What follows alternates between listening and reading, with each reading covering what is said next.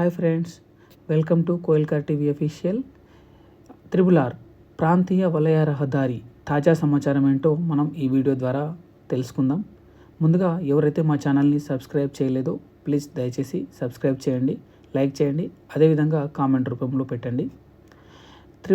Triple-are దక్షిణ భాగం పనులకు కేంద్రం సిద్ధం. భూసేకరణతో ముందుకు రావాలని రాష్ట్ర ప్రభుత్వానికి కేంద్రం సూచన. సీఎం ఇటీవలి ఢిల్లీ పర్యటనలో కేంద్రం రాష్ట్రం మధ్య చర్చ జరిగిందని మనకు తాజా సమాచారం తెలిసింది.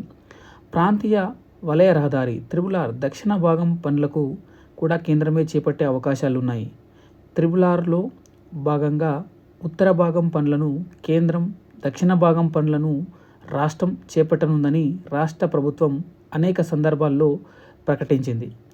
ఇటీవల ముఖ్యమంత్రి రేవంత్ రెడ్డి ఢిల్లీ పర్యటనలో కేంద్ర రహదారి రవాణా శాఖ మంత్రి నితిన్ గడ్కరీతో సమావేశమై త్రిబుల్-ఆర్ ఉత్తర భాగానికి సంబంధించిన సాంకేతిక, ఆర్థికపరమైన అనుమతులు వెంటనే ఇవ్వాలని కోరారు.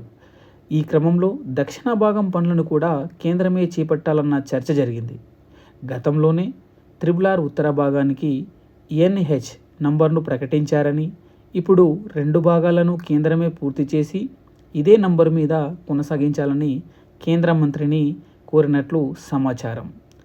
త్రిబుల్-ఆర్ ఉత్తర దక్షిణ భాగాలను కలిపి మొత్తం 351 కిలోమీటర్లకు సంబంధించిన భూసేకరణ పూర్తి చేసి ఆ వివరాలను సమర్పిస్తే పనుల వేగవంతంపై ముందుకు వెళ్ళవచ్చని నితిన్ గడ్కరీ పేర్కొన్నట్లు తెలిసింది. త్రిబుల్-ఆర్ దక్షిణ భాగం పనులకు కేంద్రం సిద్ధమా అంటే, ఈ నేపథ్యంలో దక్షిణ భాగం పనులు కేంద్రమే చేపట్టే ఆలోచనలో ఉన్నట్లు చర్చ ఊపందుకుంది.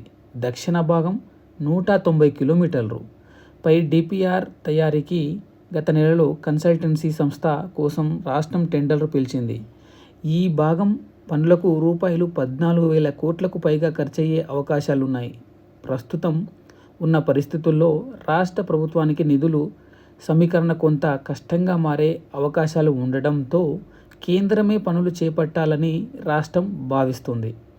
మరోవైపు 161.59 కిలోమీటర్ల ఉత్తర భాగం పనులకు 90% పైగా భూసేకరణ చేసినట్లు రాష్ట్ర ప్రభుత్వం ప్రకటించింది. మొత్తం 1,940 హెక్టార్ల భూమి అవసరం.